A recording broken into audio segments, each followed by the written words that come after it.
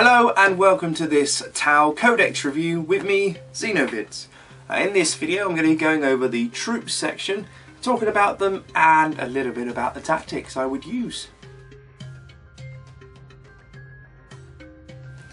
So the troops section is on page 99. Now there's not a lot of options, 1, 2, so I'm going to talk about the dedicated transport as well, which is the Devilfish. But two troops option compared to something like the Eldar is absolutely nothing. So what do they have? Well, the big one, Fire Warrior team. Fire Warriors are the main staple and bulk of a Tau force. They come in for 6 Fire Warriors is 54 points. So they're 9 points a model. They have a weapon skill of 2, ballistic skill of 3, strength and toughness of 3, 1 wound, initiative 2, 1 attack, leadership of 7 and a 4-up armor save. But you can upgrade one of them to a Shazui, which gives you, he has exactly the same stats except for 2 attacks and leadership 8, which is a bit better because on 2 dice you're normally rolling a 7 on average. They come with combat armor, which is the 4-up, pulse rifle. They have supporting fire and photon grenades. Supporting fire is their special rule that if something a troop or something 6 inches away from the Tau Codex is being assaulted, then you can overwatch that unit as well. They may include up to 6 additional Fire Warriors for 9 points a model, so a unit of 12 maximum. They exchange their pulse rifle for a pulse carbine for free. Upgrade a Fire Warrior to a Shazui for 10 points. May take a marker light and target lot 15. May take 2 drones from the drones list, but they cost 12 points each. May take EMP grenades and may take a Devilfish. They may be given the bonding knife ritual special rule as well for 1 point a model. So what makes these deadly is the pulse rifle. Now the pulse rifle is their standard weapon and is the best infantry weapon in the game, I think. Pulse rifle is a 30-inch strength 5 AP5 rapid fire. 30 inches is the longest range you'll get on an infantry model other than before you give him heavy weapons. This is just his standard weapon. 30 inches, which is strength 5, which is double shot if you're within its rapid fire range, which is 15, which is huge. You're out shooting almost every other infantry model out there. Most things that have long range, such as storm bolters or any Gorse weapon from the Necrons, are 24 inches. So you're going to be outgunning them and then being able to just kill their front line. They'll come a bit closer and then you kill their front line again. It's a very devastating weapon, and at strength 5 it has the chance of taking down light vehicles such as Eldar Vipers, like in my previous battle report, Rhinos, and anything armor 11 it can glance it. Armor 10, well, I know a lot of Orcs and Dark Eldar have armor 10 as well, so that'll be going down to the vast quantity of shots. You can change it for a pulse carbine, which is an 18-inch strength 5 AP5 assault 2 pinning. That's okay. Strength 5 you're going to be wounding a lot. AP5 you're not, unless it's against hordes, and pinning would be good against things. But a lot of hordes out there now have, like, such as if they're Tyranids in Synapse or Orcs with a lot of boys, they have Fearless, and I don't think you can be pinned if you're Fearless, unfortunately. So these guys are brilliant. What I would do is either take the full 12 and not bother with the marker light, maybe give them bonding knife and a Shazui so that they won't be running away, and have them near an ethereal. And the reason you don't give them a marker light is so that something else has marker lights in your army. You fire them, such as Pathfinders, and then these guys will just shoot everything they can at them. So yeah, take the full squad or take a squad of 6, put them in a Devilfish.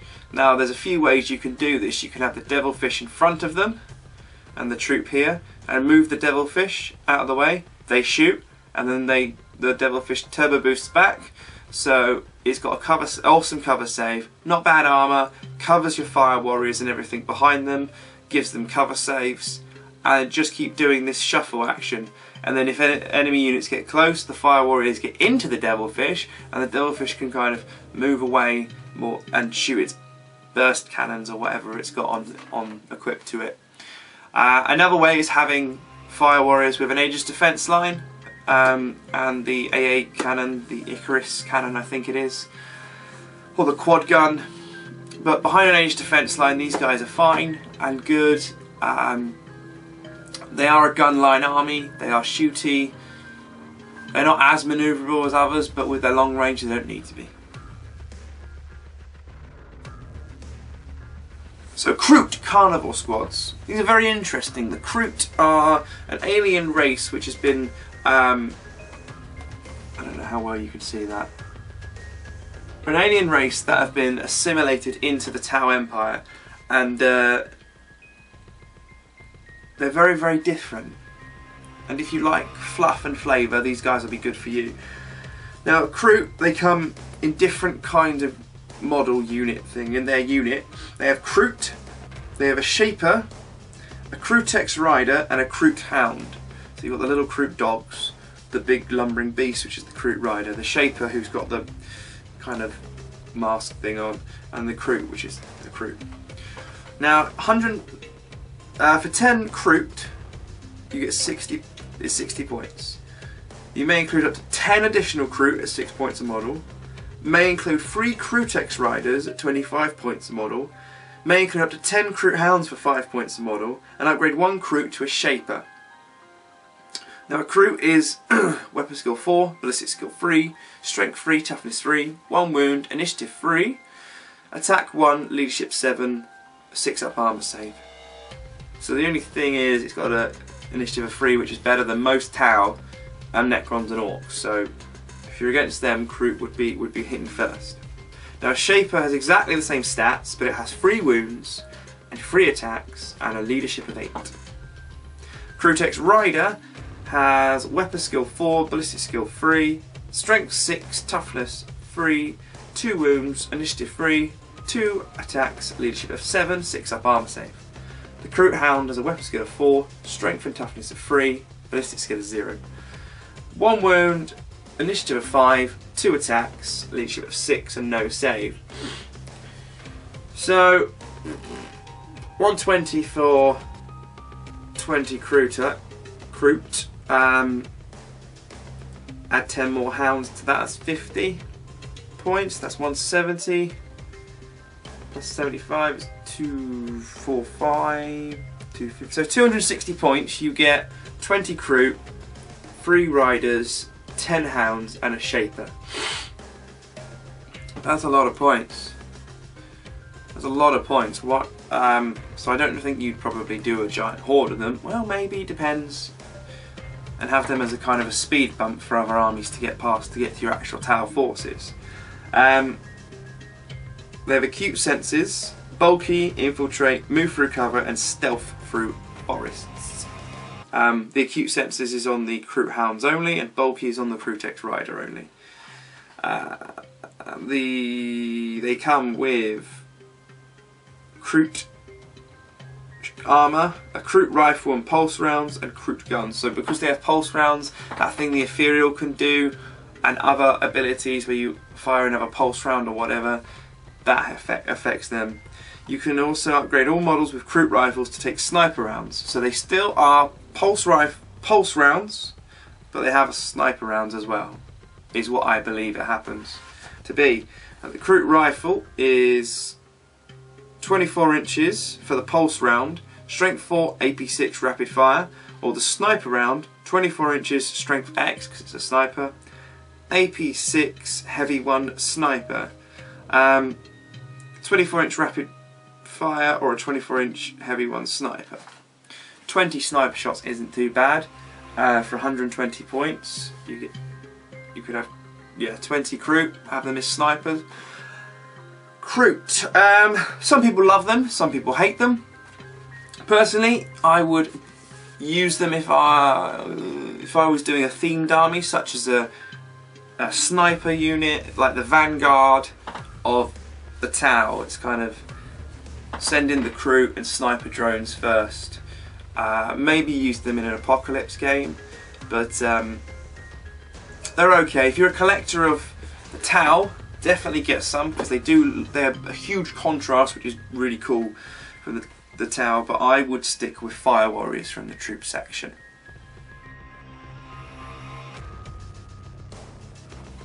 And finally, in the troop section is the dedicated transport. It's a devilfish. If I can get a picture. Generally, most of the Tau tanks look pretty similar, but it's the one without a big turret on it. The devilfish is 80 points. Cheapest chips, really, when compared to something like a wave serpent. Although a wave serpent, you get your serpent shield and stuff. Devilfish, ballistic skill 3, front armour of 12, side 11, rear 10, hull points free. It is a tank skimmer transport.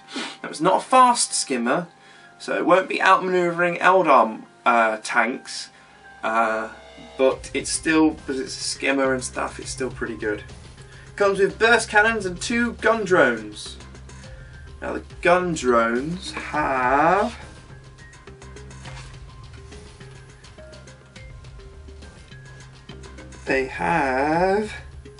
something. I will find it. If I don't, then I am rubbish. What do they have? Twin link pulse carbines, I think,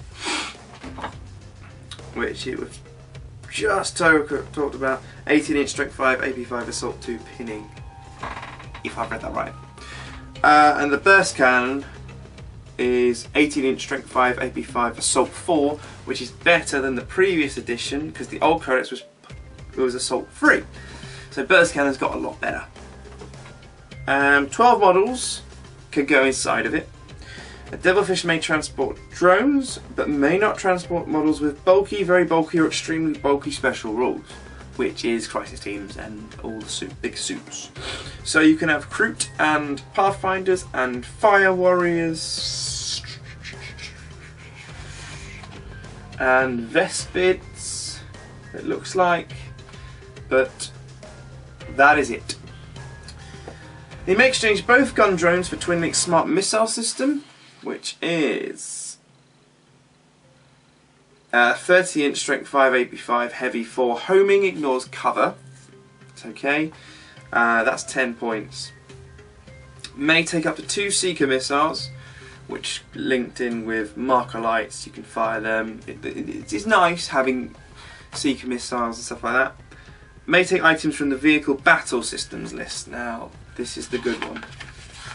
Always, always, always, always, for a devilfish, give it disruption pods. Now it's 15 points a model, so it would bring it up to 95 points, but you get a +1 to your cover save. Now, this is huge.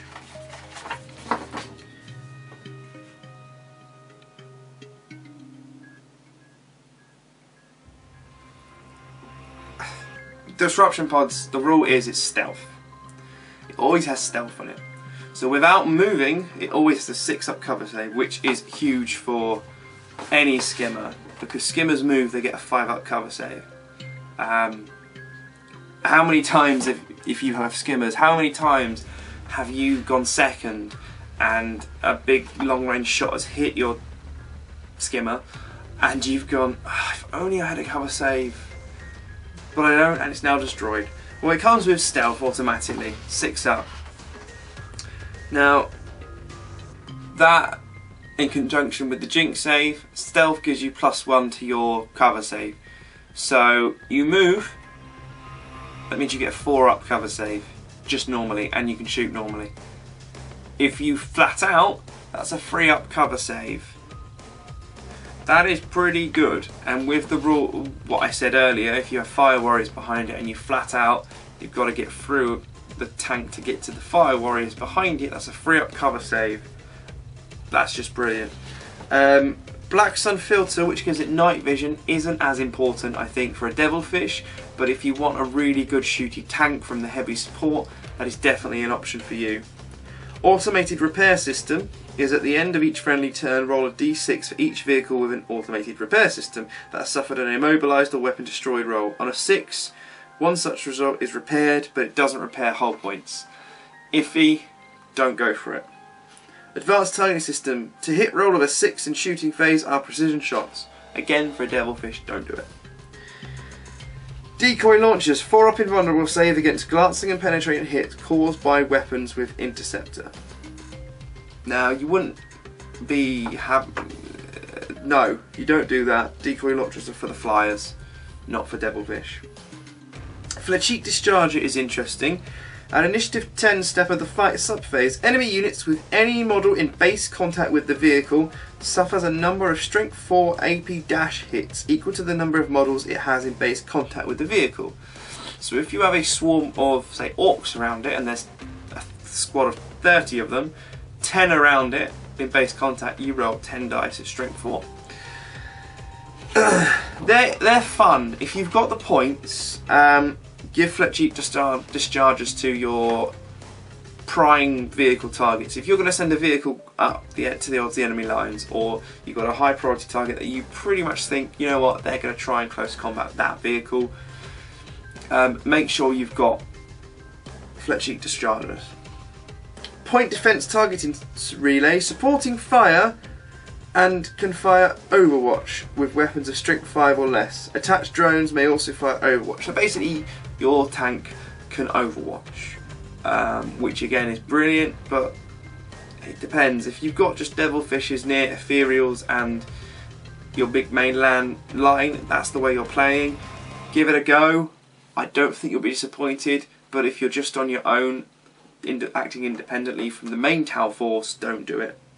And sensor spines gives you moves through cover, which on occasion helps, but a vehicle has to roll a 1 to be immobilised. That's a 1 in 6 chance. Yes, I could roll a lot of 1s, but I know a lot of people who don't. So yeah, that is the Tau. That's it for the troops. 2 troop options and a transport. I think the Fire Warrior is probably weaponry the best troop choice in the 40k universe, with the 30-inch range rapid fire strength 5 shot. It is AP 5, which will kill a lot of hordes, but because it is strength 5, it's quite versatile on what it can shoot at. Their downfall obviously is their toughness 3, their 4-up armor save, their quite low leadership, and their ballistic skill is 3. So your 50-50 chance of hitting something with your awesome weapon. But most Tau armies use marker lights, and they use marker lights for their fire warriors. So always consider marker lights on units so that you can definitely use those strength 5 guns to your advantage, because these guys will die quickly, but they will put out a lot of shots. Kroot Carnival Squad, they're interesting. I don't think they're as good as Tau Fire Warriors. I personally don't know how to use them. I've never played them. My opponent has never played them. In fact, I think he's played them once. 2 years ago. It may have been the summer that 6th edition came out, and we went to Warhammer World, and it was Tau versus Eldar, and he brought them in from reserve to the side, a big squad of them, and they shot, didn't do a lot. I shot him and then locked them in combat with striking scorpions for 2 turns, and then they eventually died. Or they beat the striking scorpions, and then Eldrad did the psychic Eldritch Storm on them, which kept, I think, could pin them at that time. I'm not sure, but he kept doing blasts and burning them to death. So if you know how to use Kroot well, successfully, and in a certain army, please leave a comment below, because it would be hugely beneficial to me and lots out there, because I don't ever see Kroot being used. And the Transport Devilfish, great skimmer, not as expensive as a Wave Serpent, but it has one less ballistic skill. Its side armour is only 11, but it is, again, it is there to support and cover and protect your smaller fire warriors. Okay, so troop section, again, high scores. Fire warriors, I give them 7.5 out of 10 to 8. Their offensive abilities are brilliant, their defensive abilities are squat. That's why I see a lot of people use Aegis defense lines with them, or the Devilfish to get in the way to protect them, giving them cover saves and stuff like that. Kroot, I just don't know, so I'm going to give them a 5 out of 10. I don't know how to use them effectively, really. Looking at them, I know there's a list, a gun drone list with Sniper Kroot and reserving them in and stuff. A dedicated transport, Devilfish, again 7.5 to 8 out of 10. It's a great skimmer. When you do start giving it upgrades, it does get to the similar points as a Wave Serpent, but again, it isn't as good as a Wave Serpent. But always give it disruption pods and it should survive quite a long time. Anyway, thank you very much for watching. I've been Xenovids. Please leave a comment, like, subscribe, share, and more Tal videos coming soon. I've got the fast attack, the elite next, fast attack, then the heavies fort. Then I'm going to do a video about a colour scheme that I really like, which was on Templar Crusade's video, which when I do the video I'll do a link to that. Check his videos out. Templar Crusade is awesome, and he's got a lovely little section on Tau-tastic, which is about a year or so old now. It's a great channel to check out, definitely recommend it.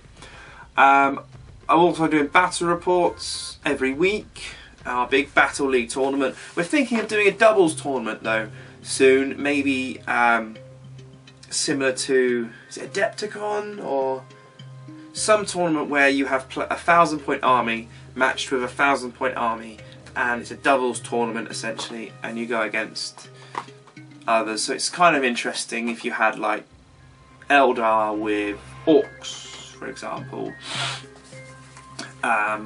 Also news and rumours videos, I'm doing them rarely now.